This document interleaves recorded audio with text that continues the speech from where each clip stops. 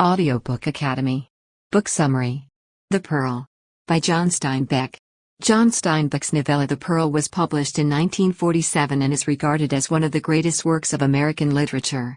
When Steinbeck traveled to La Paz, Mexico in 1940, he heard a Mexican folk tale that inspired this narrative, which was initially published in a Woman's Home Companion magazine issue.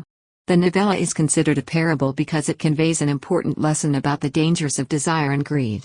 La Perla, a Mexican film adaptation of Steinbeck's best-known work, was released in 1947. This short story focuses on Kino, a poor Mexican Indian man, and his family, who live in a brush hut with Kino's wife and their newborn boy, Coatito. When a poisonous scorpion stings Coatito early one morning, his parents rush him to the village doctor in concern for their son's life. Juana and Kino set off in a canoe to search for pearls in the sea in the hope that they will discover one big enough to pay for the child's treatment after being turned away by the doctor for lack of funds. In the course of rescuing the baby, Kino discovers a big pearl with magical properties. After Kino returns home with the pearl, the news spreads that he has discovered a big pearl that is likely to make his family wealthy. People become envious and begin plotting to take the pearl and harm the family. In an attempt to see if they can recoup their investment in the pearl, Kino, Juana, and Coatito head out for the capital, but they are quickly ambushed by trackers. Kino and the trackers get into a fight, and though he manages to kill all of them, the infant is shot. The tale concludes with Kino and Juana returning to their hometown with the body of their son and the cursed pearl. Kino, a Mexican pearl diver, wakes up in his bed in the hamlet of La Paz on the Baja Peninsula in 1900. In Kino's case, he is a Mexican Indian man who lives in a straw hut. At night, Kino's infant boy, Coatito, rests peacefully in his mother's arms while she sleeps on a mat next to him in their modest home.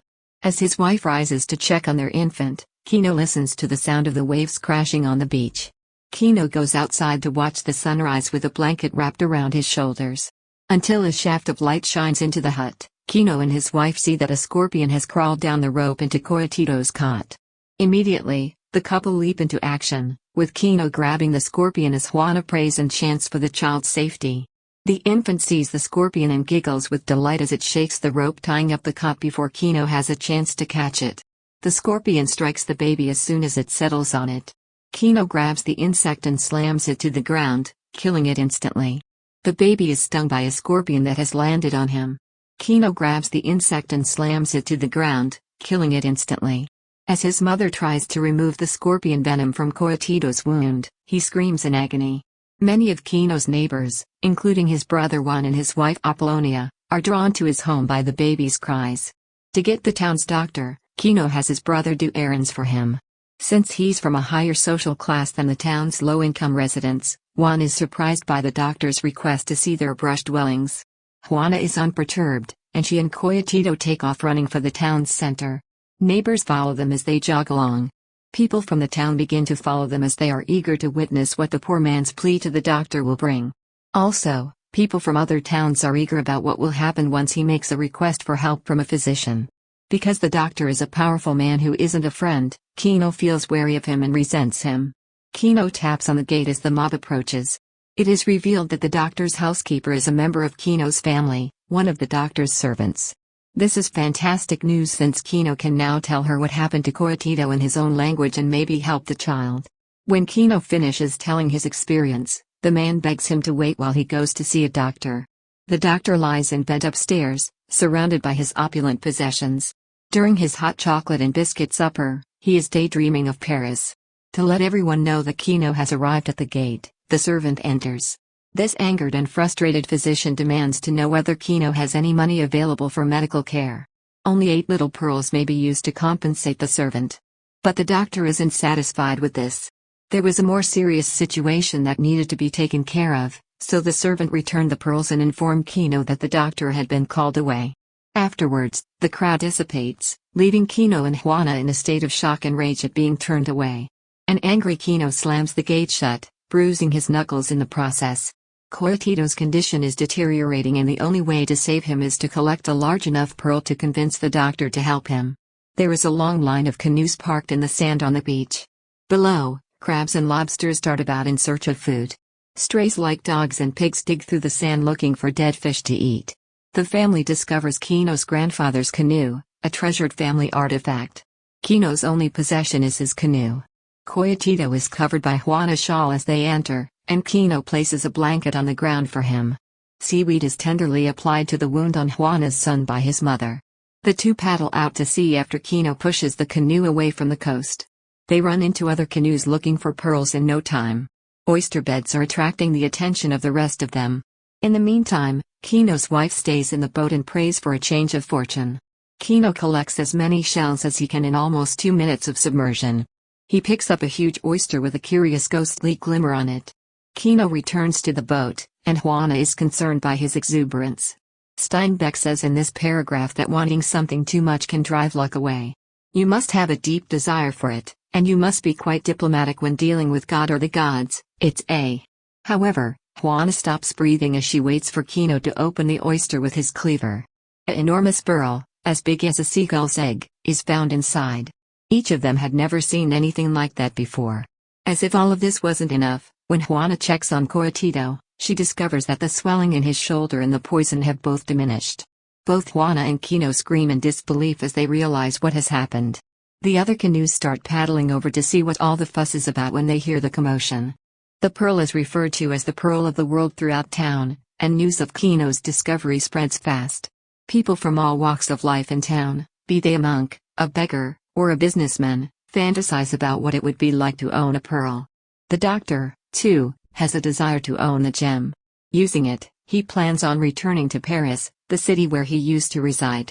Only relatives and friends know of the townsfolk's enviousness, so they enjoy their good fortune in peace and quiet. While looking at the pearl, Juan inquires as to what he plans to do with his unexpected windfall of money. Kino reveals to him all of his future intentions in minute detail. This includes a church wedding and sending Koyotito to school, as well as purchasing new clothing for his family as well as a new harpoon. Adding Koyotito's education to the plan astonished Juana the most. Although Kino admits he's taken aback by the decision, he stands by it. The neighbors are awestruck by the pearl's beauty. The town is at nightfall. The priest from the diocese comes to bless the family. In their newfound wealth, he requests that the family remember the church. The priest praises Juana and departs when she informs him that she intends to marry him in his church. The moment he walks away, Kino is seized with an unexplainable feeling of dread. There is a growing sense of doom in his mind. He grabs the pearl and tucks it into his pocket as he curls up in a ball under the covers. Kino recognizes that his family is in danger of being plundered for the pearl as he realizes that they have no protection. When the doctor and his aides show up, they inquire about Koyotito. If there is any chance of an infection being revived, Kino relents and allows the doctor to come in. Kino tries to reassure Juana despite her mistrust of the doctor. During the doctor's examination of the infant, he reveals that there are issues. He gives Koyotito a pill of medication.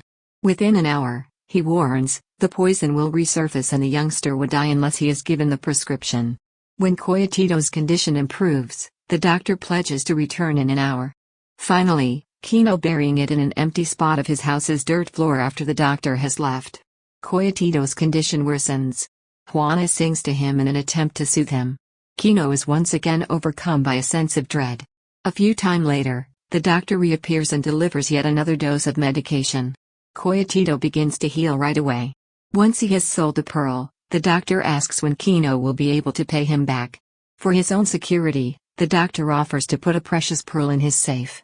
However, Kino rejects the offer, stating that he intends to sell the pearl the next day. His eyes wander to the area where the pearl is hidden, but it is just by accident. Kino can't sleep when the doctor departs a second time. He's too anxious. On the prowl for intruders, he runs back and forth through the home. Under his sleeping mat, he digs up the pearl and hides it once more. Afterwards, he tries to fall asleep next to his wife and child. However, he is haunted by a sense of foreboding.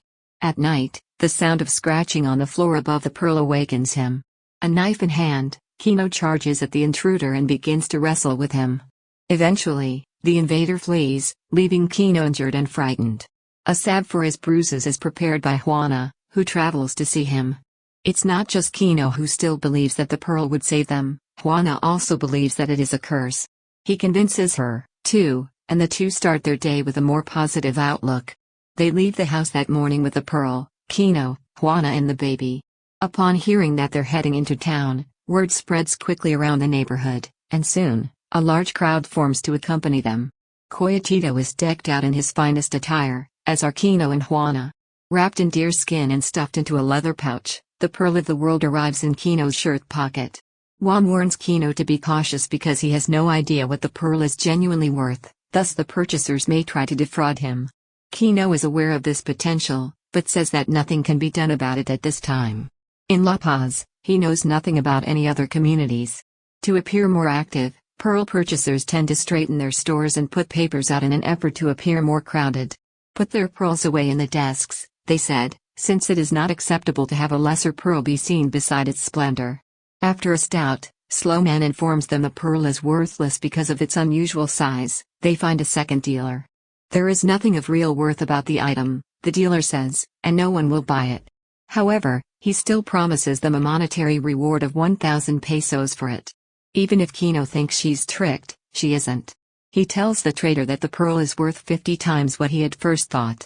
The dealer suggests that he ask around to see what the other dealers have to say. People wonder how Kino can turn down so much money and if he's being too greedy by asking for so much more.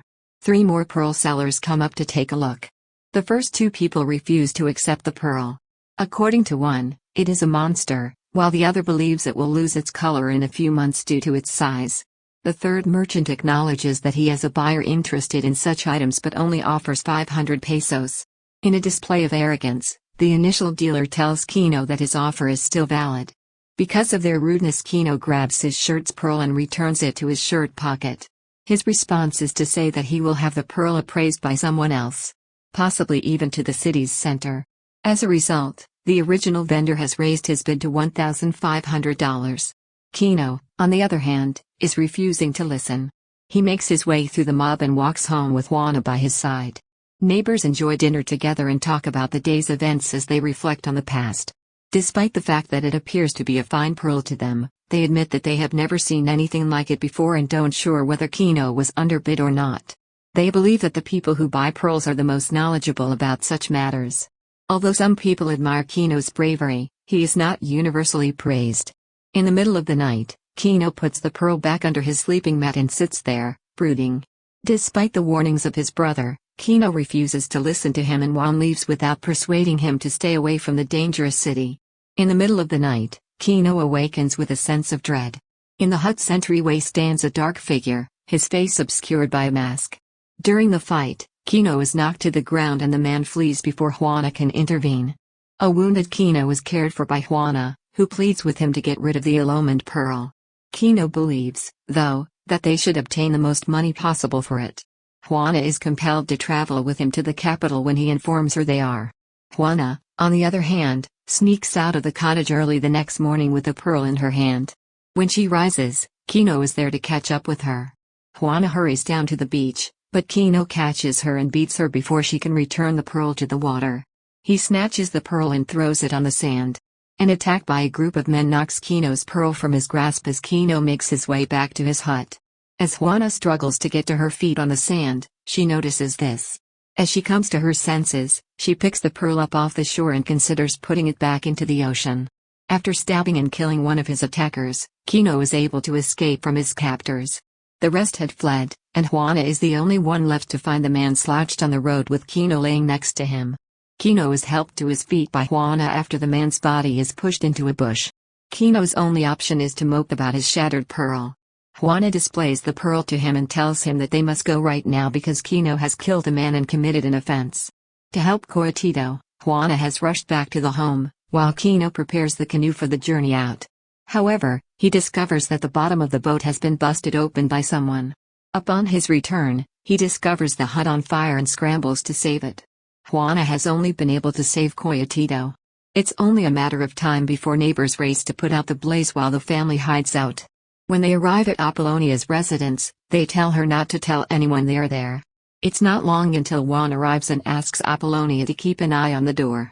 What happened to his brother is explained to Kino, who is encouraged by Juan to sell the pearl as soon as possible. When Kino begs Juan for a place to spend the night, Juan agrees to let them go the next morning. Juan hesitates at first since he is aware of the threat to his own family, but he eventually accepts. The general consensus in town is that Kino and Juana perished in the conflagration. They may have escaped south according to Juan's rumors. Juan returns with as many supplies as he can for Kino's expedition. When Kino tells Juan that he intends to travel to the north, Juan urges him to stay away from the coast. Around 9 o'clock at night, the family says their final goodbyes and departs for their new home. That night as they are resting, Kino stares into the pearl and believes he sees his future. On the other hand, he lies and says that Coyotito will be in an excellent school and that they will get married in the church when she asks him about his visions. However, he actually sees himself bleeding on the ground and Juana coming home after being battered with Coyotito's face swollen as if he is sick. Kino soon comes to grips with the fact that they are being watched. To avoid detection, Kino orders Juana to conceal with the infant while he continues on his journey. But Juana, reluctant to split up, resists and the family move forth together. Kino and Juana shelter in a cave when the trackers finally catch up with them. The trackers set up camp late that night and 2 of them fell asleep while the third kept watch. While the other 2 trackers are sleeping, Kino aims to take out the lookout. Coyotito's cries awaken the trackers just as Kino is creeping up on them. The trackers decide to fire around in the direction of the sound because they are unsure if it is coming from a human or an animal. He dies as a result of the gunshot striking him. This information escapes Kino, who proceeds to attack the trackers. A knife in the back and a gun stolen, he kills one and leaves another for dead. In order to catch up to the fleeing man, Kino shoots at him. It doesn't take Kino long to recognize that his kid has been slain when the animals in the neighborhood suddenly go silent. They return to La Paz the following day with Coyotito's corpse, which they carry back into the city. The residents of the town remain silent and unable to say anything as they stare at them. On the beach, Kino eventually returns the pearl to the ocean. As the sun begins to set, Kino and Juana stand by to watch the pearl sink. Kino, the protagonist of the story. As a young pearl fisherman, Kino's sole motivation is to feed his family. Kino is fed up with the European settlers in his community and the hardship he has to endure on a daily basis. Kino is happy with his life and has a strong connection to nature and the water where he works. Nevertheless, Kino's existence is changed and his eyes open to the wider world by 2 events that occurred totally by chance: Coyotito's scorpion sting and the discovery of the big pearl. Upon discovering the pearl, Kino quickly realizes that he is a wealthy man and begins to plan for his future. Over time, the story of Kino's modest existence becomes increasingly convoluted due to the greed and brutality that characterize the plot. Kino's relationship with nature has deteriorated and shifted by the story's conclusion. There's no doubt about that, as indicated by his newfound fear of the animal sounds in the natural world. Kino's character exemplifies the perils of avarice on the most fundamental level. Juana, Kino's spouse. Compared to Kino, Juana is more spiritual and fantastical. When faced with a problem, she turns to prayer. However, she manages to keep her composure long enough to apply a seaweed poultice to Coyotito's wound. Juana is an attentive and submissive wife who follows Kino to the capital despite his warnings that it is a dangerous trip. When Juana realizes that the pearl is a threat to their way of life, she is the first to speak up. That it is cursed, she informs Kino, before finally confessing to her belief in its sinister symbolism. With each chapter, Juana grows more convinced that the pearl is an unneeded addition to their lifestyle and that things should remain the same as they were before it was discovered. Similarly to Kino, Juana is intent on reverting their lifestyle back to the way it was previously. There are 2 possibilities here: either she is lying about its whereabouts to Kino or she is admitting what she has done in the hopes that he will see that they are better off as a result of their actions. The Doctor is a significant character, even though he only appears in half of the story. The tyranny Kino and his people experience as a result of European colonists is embodied in the role of the Doctor. It's a story about a pompous doctor who represents the greedy conqueror's view of the Indians as mere animals. There is no intention or desire on the part of the Doctor to interact with the locals or to learn anything about their culture. Despite Coyotito's wound, the Doctor refuses to treat him because he fears that the family will not be able to afford to pay him. The Doctor is seen to be completely enamored with European culture and adamant on returning to Paris. Juan, Kino's brother. In an effort to protect Kino, Juan spends the majority of the novel warning him about the dangers of having something so valuable in such a destitute community. After their house is set on fire by their next-door neighbors, Juan nevertheless takes in the family and does his best to find them groceries for their trip to the capital.